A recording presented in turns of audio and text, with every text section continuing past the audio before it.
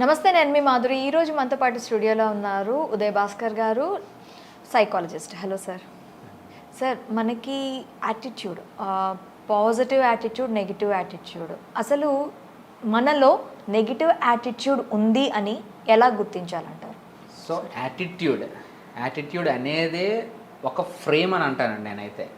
అంటే మనకి ఇప్పుడు స్పెక్టికల్స్ కానీ గర్ల్స్ కానీ ఒక కలర్డ్ వాడుతున్నాం అనుకోండి, రెడ్ కలర్ వేసుకునేటప్పుడు మనకి ఏమనిపిస్తుంది, ప్రపంచం అంతా కూడా ఎర్రగా కనిపిస్తూ ఉంటుంది. Goggles. Blue colours girls వాడామనుకోండి, blue కలర్లో కనిపిస్తూ ఉంటుంది. సో ఇది ఏంటంటే యాటిట్యూడ్ కూడా అలాంటిదే. మన చుట్టూ ఉన్నటువంటి వ్యక్తులు ఎవరైతే ఉంటారో మనల్ని ఇన్ఫ్లుయెన్స్ చేయగలిగేటువంటి వ్యక్తి మన యాటిట్యూడ్ని బిల్డ్ చేయడానికి చాలా చాలా దోహదపడుతూ ఉంటాడు. సపోజ్ ఫాదర్ ఒక హీరోయిక్ లాగా మనకు కనిపించడం, అంటే మనకి ఏదైనా ప్రాబ్లం వచ్చినప్పుడు డాడీకి చెప్తే డాడీ వెంటనే దాన్ని సాల్వ్ చేయగలుగుతాను అనుకోండి. డాడీ ఇన్ఫ్లుయెన్స్ చాలా ఎక్కువ ఉంటుంది ఆ పిల్లడి మీద, లేదా అమ్మాయి మీద అయినా సరే. కానీ పెరిగే క్రమంలోనే వాళ్ళ డాడీ యొక్క మేనరిజమ్స్, మాట్లాడే తీరు, ఈవెన్ మన యాస అంటాం చూసారా, అది కూడా డాడీదే వస్తూ ఉంటుంది. నిల్చునే పొజిషన్, తల పెట్టడం, కొంతమంది ఇలాగ వాళ్ళ డాడీ ఎలాగ పెడతారో తనకు కూడా ఇలాగ తల పెడుతూ ఉంటాడు. అంటే అంతలా ఇన్ఫ్లుయెన్స్ చేసేటువంటి యాటిట్యూడ్ని బిల్డ్ చేసేది వాళ్ళ ఫాదర్ అనమాట.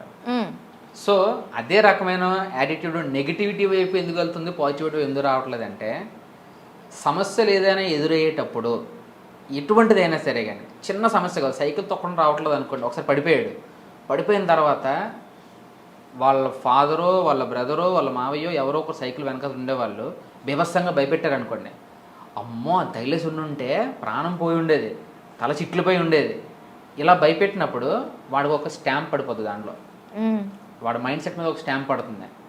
నేను సైకిల్ తొక్కాను అంటే పడితే పడవచ్చు, పడ్డాను అంటే ఖచ్చితంగా ఏదో తగిలేస్తుంది, చచ్చిపోతాను. అంత స్టాంప్ ఎప్పుడైతే పడుతుందో, నేను అలాంటి ఫ్రెండ్స్ని కూడా చూశాను నేను. ఓకే. వాళ్ళు ఈవెన్ ఇప్పటికీ కూడా సైకిల్ కానీ బైక్ కానీ తీరండి వాళ్ళు, ఓన్లీ కార్. ఎగ్జాంపుల్ మా సిస్టర్ ఉందండి, తను 8th క్లాస్లో ఉండేటప్పుడు సైకిల్ తొక్కుతూ వెళ్ళింది. కాలు సైకిల్ చక్రం లోపల పడి కాలు బొట్టలు వేని గోరు పోయింది. ఇప్పటికీ తనకు ఆ గోరు ఉండదు. ఇప్పటికీ తనకు సైకిల్ తొక్కడం అంటే భయం. సో ఇది చాలా చిన్న ఇన్సిడెంట్ అని మిగతా వాళ్ళు అనుకుంటారు, ఎందుకంటే పడిపోవటం కామన్, లేవటం కామన్, మళ్ళీ తిరిగి తొక్కడం కామన్ అని చెప్పి. కానీ ఆ పర్సనాలిటీ మీద వచ్చేటువంటి సైకలాజికల్ ఎఫెక్ట్ ఏదైతే ఉందో అది లైఫ్ లాంగ్ ట్రావెల్ అవుతూ ఉంటుంది. ఈవెన్ కొన్ని శబ్దాలు వినేటప్పుడు కూడా కొంతమంది భయపడుతూ ఉంటారు. ఆ శబ్దాలు వినేసరికి వాళ్ళ హార్ట్ బీట్ అనేది పంపింగ్ వాళ్ళకే వినపడుతూ ఉంటుంది అనమాట. అది ఎందుకు జరుగుతుంది అంటే, సర్టెన్ ఏజ్లో ఎక్కువ సౌండ్స్ వచ్చినప్పుడు వాళ్ళ ఆ ఫియర్ జోన్ ఏదైతే ఉందో, వాళ్ళ మైండ్లో ఉన్న ఫియర్ జోన్ ఏదైతే ఉందో అది ఎక్కువ రెస్పాన్స్ అవుతుంది అనమాట. సో అటువంటి సౌండ్ ఎప్పుడు వచ్చినా సరే కానీ వాళ్ళు ఇమీడియట్గా ఆ ఫియర్ జోన్ని వెంటనే వాళ్ళ బాడీ, అంటే మన బాడీ ఎలాంటిది అంటే అండి, మనకు బాగా అలవాటు ఉన్న పనిని చాలా ఈజీగా చేసేమని పుష్ చేస్తూ ఉంటుంది. కొత్త పని ఏమైనా దొరికింది అనుకోండి, ఆ కొత్త పని అనేసరికి అమ్మో ఇది నాకు రాదు కదా, నేను ఎలా చేస్తాను, నన్ను యాక్సెప్ట్ చేస్తారా, ఇన్ని రకాలుగా ఆలోచించి, అంటే ఫ్లైట్ ఆర్ ఫైట్ మోడ్ అంటాం అనమాట దాన్ని మనం. Okay. Flight are fight mode ఏంటంటే, ఆది మానవులు ఏం చేసేవాళ్ళు, వాళ్ళ ఫ్యామిలీని కాపాడాలంటే ఒక సింహం వచ్చింది అనుకోండి, అయితే దాంతో ఫైట్ చేయాలి ఫ్యామిలీని కాపాడాలి అంటే. వీడు ఒక్కడే ఉన్నాడు అనుకోండి, అక్కడ నుంచి తప్పించుకొని పారిపోయేవాడు. Fight or flight. కాపాడాల్సి వచ్చిన మన ఇంట్లో అయినా సరే, ఒక బాబు ఆడుకుంటున్నప్పుడు పాము వచ్చింది అనుకోండి, మనం ఏం చేస్తాం, వెంటనే బాబుని తీయడానికి పరిగెత్తాం. అదే ఒక పాము బాబు లేకుండా వచ్చాడు అనుకోండి, అమ్మో పాము వచ్చిందేమో ఇంట్లో తలుపు గడపెట్టేసి బయటకు పరిగెత్తుకుంటూ పారిపోతాం మనం. సో ఇది ఎందుకు జరుగుతుందంటే, మన సైకలాజికల్ బేస్లోనే ఉంది, ఇది మన జీన్స్లోనే ఉంది. ఏదైనా నీకు అలవాటైన పని అయితే ధైర్యంగా ముందుకు వెళ్ళిపో, నీకేం కాదు. అలవాటు కాదు కొత్త పని అయితే కొద్ది రిస్క్ ఉంటుంది, నువ్వు జాగ్రత్త పడని చెప్తూ ఉంటుంది అన్నమాట. అయితే ఇక్కడే ఏ మనిషి అయితే దేన్ని ఎక్కువ ఫీడ్ చేస్తూ ఉంటాడో, నువ్వు భయాన్ని ఎక్కువ ఫీడ్ చేస్తూ ఉంటే నీలో భయమే పెరుగుతుంది, రిస్క్ తీసుకోవడం అనేది నీ జీవితంలో రాదు. అలా కాదు, రిస్క్ తీసుకున్నా సరే కానీ ఒకసారి సక్సెస్ వచ్చింది కాబట్టి ప్రీవియస్గా పోల్చుకుంటాడు అనమాట. సో నేను అప్పుడు రిస్క్ తీసుకున్నాను కదా, దాంట్లో సక్సెస్ అయ్యాను కదా, నాకు మంచి పేరు వచ్చింది కదా, ఇది కూడా తీసుకొని చూద్దాం ఏమవుతుందిలే అనుకునే వాళ్ళు దాని వైపుగానే వెళ్తారనమాట. సో అందుకనే సక్సెస్ అనేది జర్నీ అని ఎందుకంటారంటే, ఫెయిల్యూర్ రావచ్చు కాబట్టి. కానీ అక్కడ ఆగిపోయేవాడు ఫెయిల్యూర్, అక్కడ ఆగకుండా ఇంకా జర్నీ ట్రావెల్ చేసేవాడు సక్సెస్ వైపుకి వెళ్తూ ఉంటాడు. ఓకే. ఈ నెగిటివ్ యాటిట్యూడ్ని మనం తగ్గించుకోవాలి అంటే ఏం చేయాలంటారు? నెగిటివ్ యాటిట్యూడ్ అనేది మన బ్రెయిన్లోనే మనతో పాటు పెరుగుతున్నదే కాబట్టి దాన్ని తగ్గించుకోవడానికి కూడా దానికి కావాల్సిన రిస్క్ ఫ్యాక్టర్స్ ఉన్నటువంటి యాక్టివిటీస్ చేస్తూ ఉండాలి. అంటే మనకు అలవాటు లేని పనులను ఎక్కువ చేస్తూ ఉండాలన్నమాట. సపోజ్ నేను క్రికెట్ బాగా ఆడతాను నేను.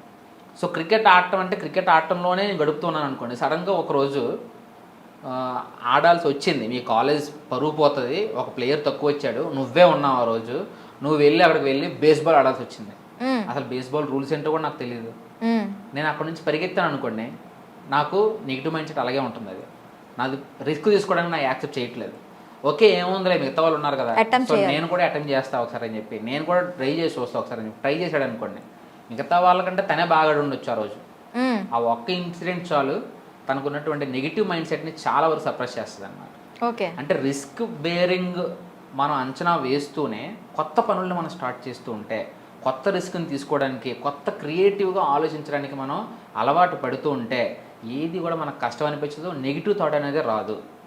ఇక్కడ బెస్ట్ ఎగ్జాంపుల్ ఏంటంటే, ఎయిమ్ అనేది ఫైనల్గా వచ్చే రిజల్ట్ గోల్ కనుక మనకి అల్టిమేట్గా క్లారిటీ కనుక కనిపిస్తే, క్లారిటీతో ఉంటే మనం ఆ రిస్క్ని కూడా రిస్క్లా చూడడం, అసలు మనం నెగిటివ్ వైపుకి వెళ్ళాం. దానికి ఎగ్జాంపుల్ ఏంటంటే, ఎలాన్ మస్క్ అని మనకి ఇప్పుడు ప్రపంచంలోనే నెంబర్ 1 స్థాయిలో ఉన్నాడు ఆర్థికంగా చూసుకుంటే. ఒక 4-5 ఇయర్స్ బ్యాక్లో ఆయన తీసుకుంటే ఆస్తులు అన్నీ అమ్మేసి, ఈవెన్ ఆయన అంటే నేను ఒక వీడియో చూశానండి, నేను అర్ధరాత్రి 12 టైం ఆ రోజు, మొత్తం అన్నీ అయిపోయింది, చాలా టైర్డ్గా కనిపిస్తున్నాడు ఆయన. వచ్చిన తర్వాత తన గ్యారేజ్లో కార్స్ చూసాడు అనమాట.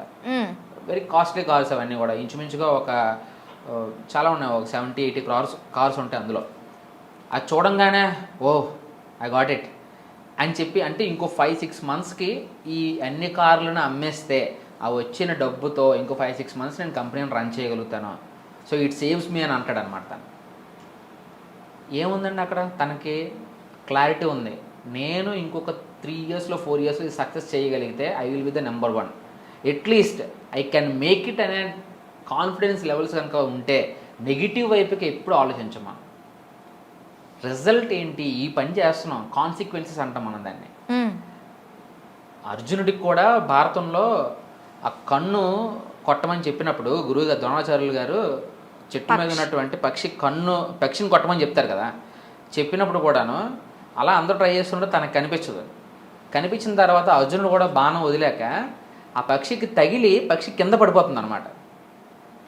నువ్వు పక్షిని అయితే కొట్టావు కానీ దాని నెక్స్ట్ కాన్సిక్వెన్స్ ఏంటి, అసలు పక్షి పడేయమని నేను చెప్పలేదు కదా.